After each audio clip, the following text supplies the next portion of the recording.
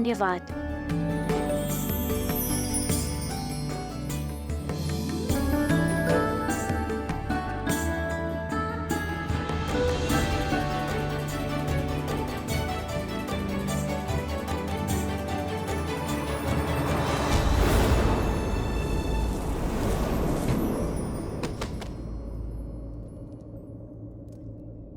ये क्या? वरमाला के लिए फूल लिए थे, सारे बिखेर दिए।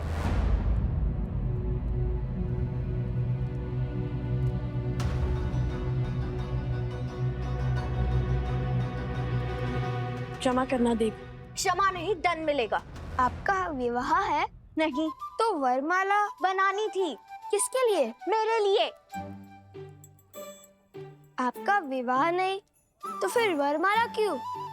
चोर चोर चोर चोर चोर!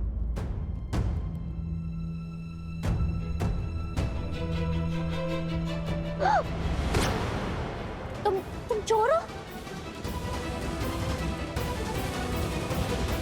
तुम चोर हो? आपको हम चोर लगते हैं? क्यों? जैसे दिखता है वैसा होता नहीं है। जैसे आप वधू नहीं हो और वरमाला आपकी है वैसे। देखिए, हमें जाने दीजिए, हमें कार्य संपन्न करना है और उसी उद्देश्य से तो हम मिथिला आए थे। और ये सैनिक तो भ्रमित है। हमें जाने दीजिए। एक शर्त पर।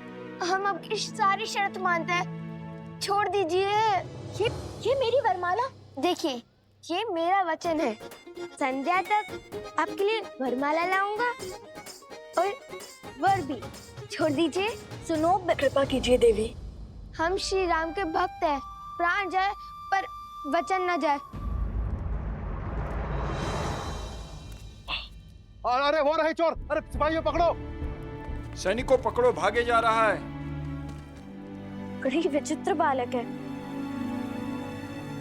पर राम भक्त।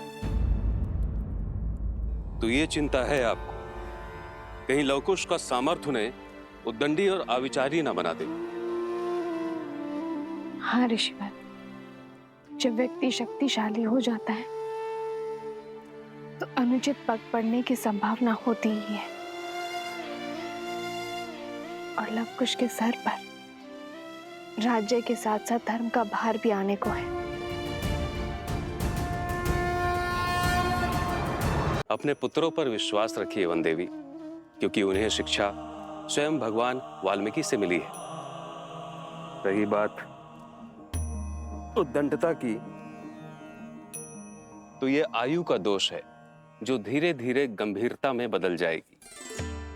गृहस्थ जीवन की गंभीरता धारण करने से पहले ये आवश्यक है कि मनुष्य थोड़ा विनोद और उद्दंडता का परिचय प्राप्त कर ले।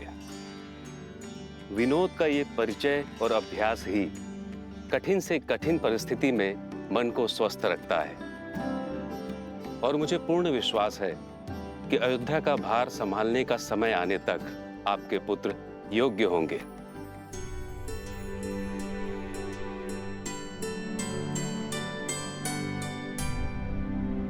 ऋषिवर, क्या भगवान वाल्मीकि लवकुश को अयोध्या लेकर जाएंगे? यदि उन्हें स्वयं लवकुश को ले जाना होता और केवल राम परिवार को एक करना होता, तो इतने वर्षों तक आपको वनवास का दंश क्यों भोगने देते?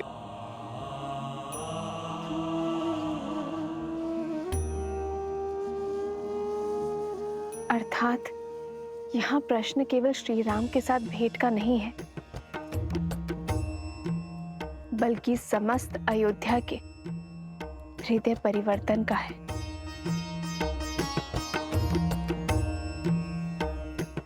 भगवान वाल्मीकि और उनकी शिक्षा पर विश्वास रखिए। वो लवकुश को बिना उचित ज्ञान दिए अयोध्या नहीं भेजेंगे। और अभी उचित ज्ञान प्राप्त करने का मार्ग है लवकुश का मिथिला प्रवास।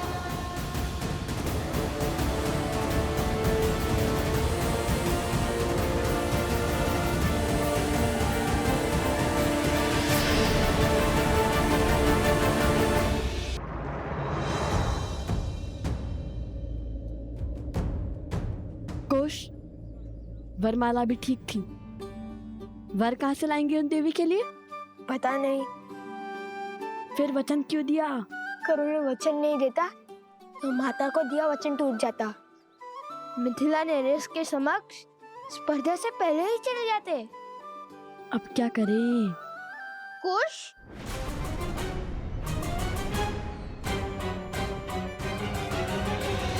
सैनिक थोड़ी ही ना हमारा नाम जानते हैं।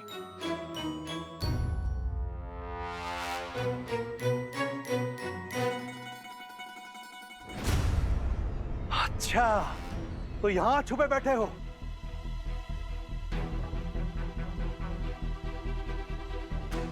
तो अकेले नहीं हो, पूरा का पूरा चोरों का दल है। अरे कैसा दल? भागो!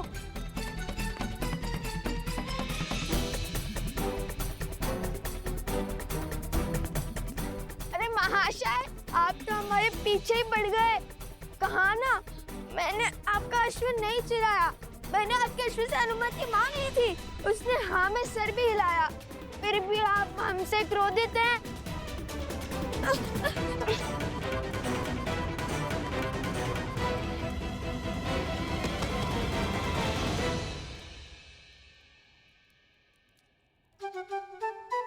तुमने उचित नहीं किया कुश। किसी और की संपत्ति को बिना अनुमति के। भैया, अश्व का स्वामी भले ही व्यक्ति था, किंतु स्वयं अश्व भी तो स्वयं का स्वामी है। मैंने उससे पूछा था और उसने हाँ में सर भी हिलाया था। राजकुमारों को कब से अनुमति मांगनी पड़ी? क्या? अर्थात ऋषि कुमारों को। राजकुमार हो या ऋषि कुमार, अनुमति तो लेनी ही पड़ती है। अब तो सैनिकों के साथ उस अश्व के स्वामी से भी छुपना पड़ेगा। पूरा मिथिला पीछे पड़ गया हमारे। यदि पकड़े गए तो ना श्री राम से भेंट होगी और ना माता को दिया वचन पूरा होगा। हाँ, पकड़े गए तो अधिक बुरा होगा। पकड़े गए तो नहीं, पकड़े गए हो।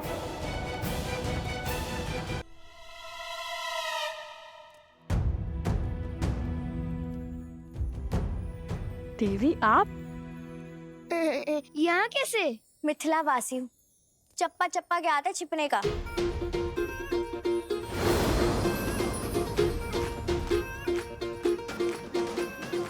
देखिए, ये मेरा वचन है।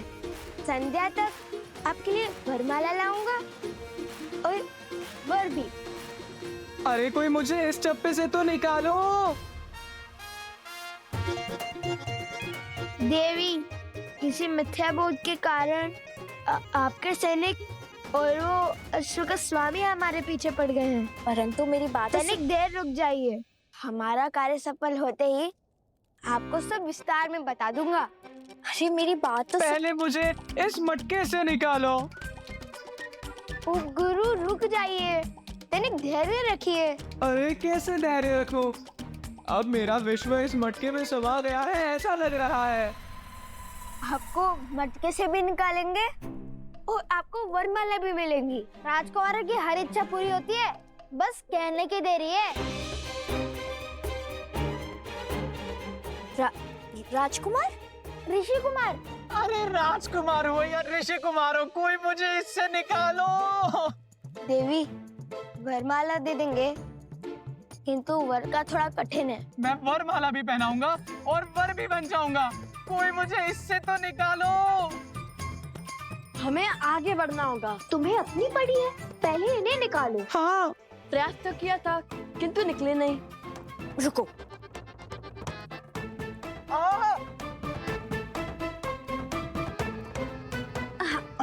अच्छा, बैठो बैठो।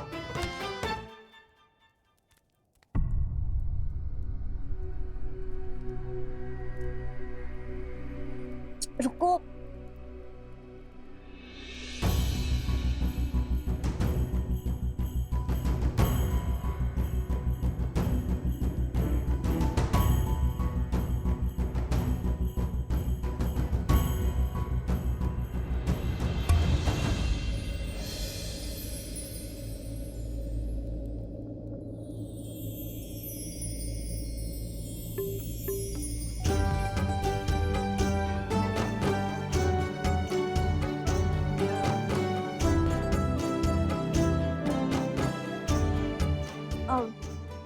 ऐसे क्या देख रहे हो? क्या मैं राक्षसी लग रही हूँ? अरे नहीं नहीं, ऐसी बात नहीं है। तो फिर कैसी बात है?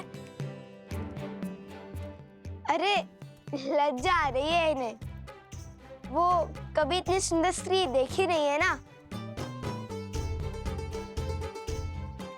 उन्होंने स्वयं कहा था वर भी है और वरमाला भी पहनाएंगे। यदि आप वरमाला पहनाएंगी तो मना नहीं करेंगे, है ना उपगुरु? तो क्या विचार है आपका उपगुरु? मिल गए। वर्णन जो दिया था उसके अनुसार यही वो चोर है। ले चलो इन्हें महाराज के पास।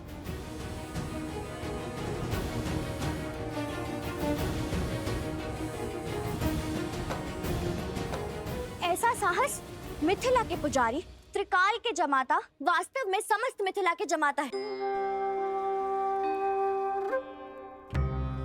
आपने इनका अपमान करने का दुस्साहस कैसे किया सैनिक? क्षमा करें देवी प्रसूता, परंतु कोई बात नहीं।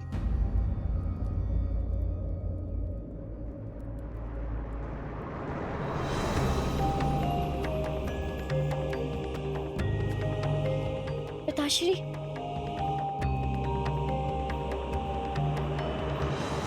श्री त्रिकाल महोदय प्रणाम।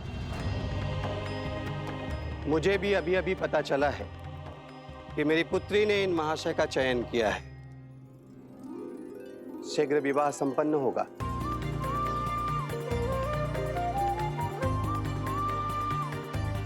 जाइए जाइए, उन तुनीर चोरों को कहीं और खोजिए सैनिक जी। अवश्य। पुत्री,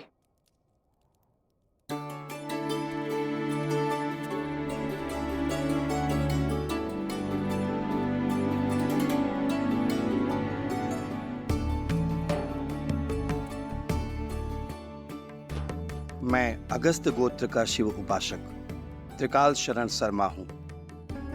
और ये मेरी पुत्री प्रसूता है। आप हमारे आवास पर अतिथि होकर पधारिए महाशय, और अपना परिचय दीजिए।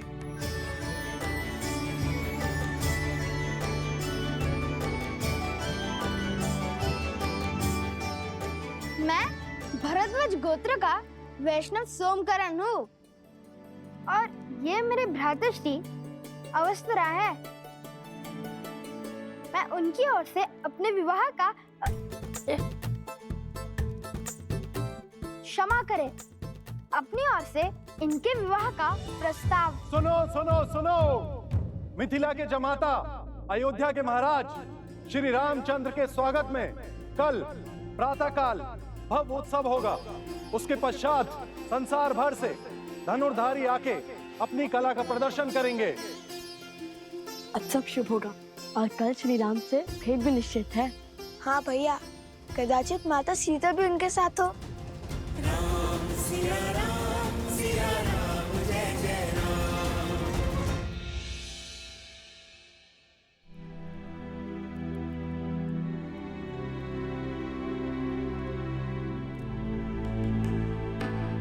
अवत्सरा भैया कहाँ गए? राजकुमार लव, राजकुमार कुछ भी नहीं है यहाँ।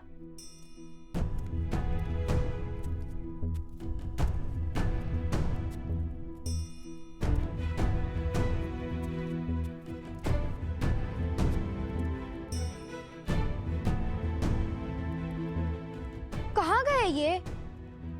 मुझे सताने में क्या आनंद आता है सबको। माता!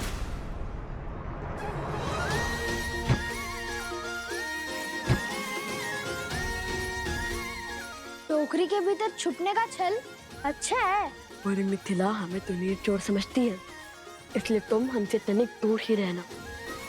वे नहीं जानते कि तुम हमारे साथ हो। हाँ, उपगुरु अवत्सरा वरमाला बनाने के पुष्प लेने गए हैं प्रसूता के साथ। तुम भी जाओ और विवाह की तैयारियां करो।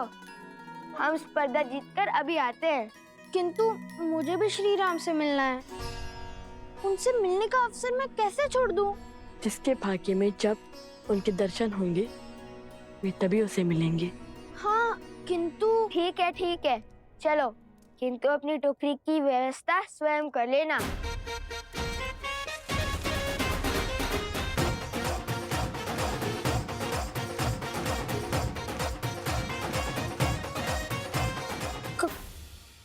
कहाँ है टोकरी? अरे यदि मुझे कोई पहचानता ही नहीं तो मुझे छुपने की क्या आवश्यकता है? मूर्ख बना गए मुझे।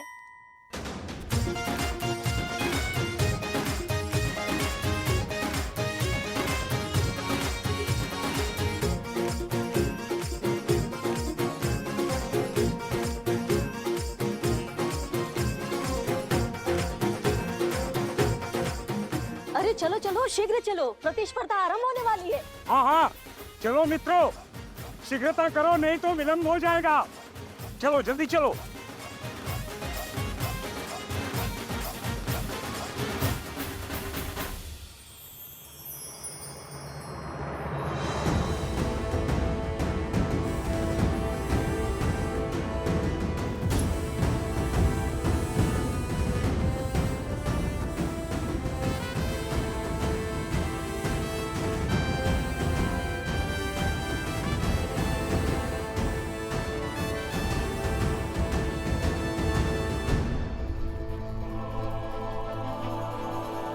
कदाचित किसी कुमार में सीता की बस एक झलक दिख जाए।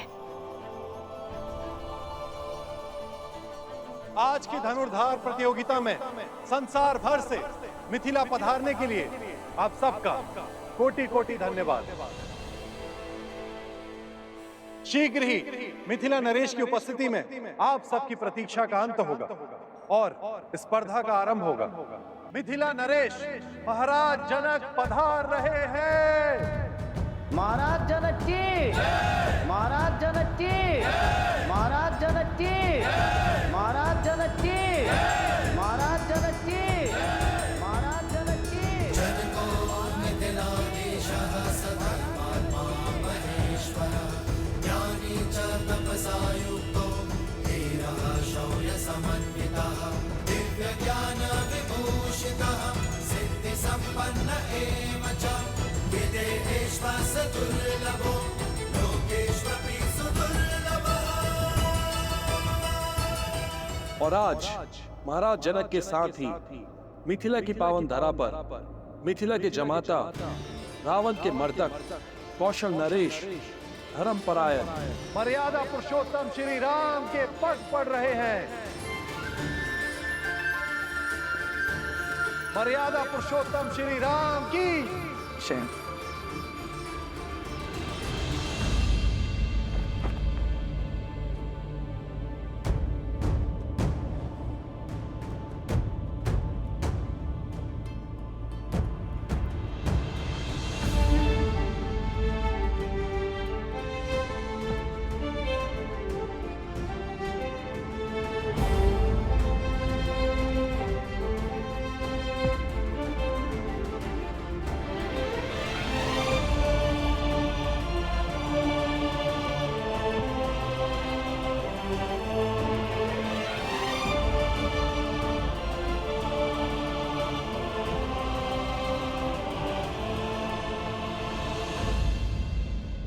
आप समझे या न समझे, मिथिला की जनता अपनों और अन्यों में अंतर जानती है। यही तो दुख है कुशाध्वज। मिथिला की ज्ञानी प्रजा भी धर्म अधर्म में अंतर नहीं पहचान पा रही। जिसने भी श्री राम को नहीं अपनाया वो धर्म से वंचित रह जाएगा। हमारी प्रजा का यह आवेश भी मेरी ही भूल है। कदाचित उन्हें आभास ही नहीं है कि मेरे हृदय में श्री राम के प्रति कोई द्वेष नहीं है। और जब उन्हें ज्ञात होगा तो संभवतः उनका क्रोध भी शांत हो जाएगा।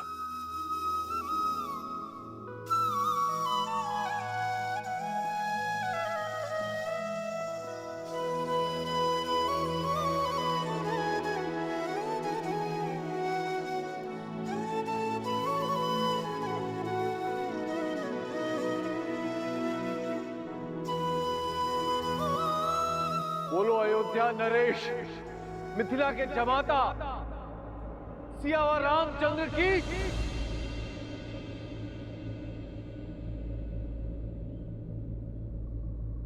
सियावर रामचंद्र की सियावर रामचंद्र की सियावर रामचंद्र की सियावर रामचंद्र की सियावर रामचंद्र की सियावर रामचंद्र की सियावर रामचंद्र की सियावर रामचंद्र की सियावर रामचंद्र की सियावर रामचंद्र की सियावर रामचंद्र की सियावर रामचंद्र की सियावर रामचंद्र की सियावर रामचंद्र की सियावर रामचंद्र की लगता है श्री राम मंच पर आ गए। भैया मुझे इन्हें देखना है, शीघ्र चलिए ना। चलो।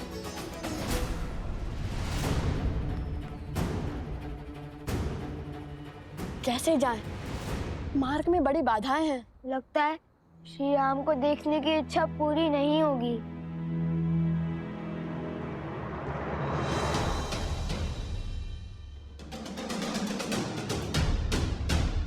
तुम्हारी इच्छा अवश्य पूर्ण होगी कुश। आओ मेरे साथ।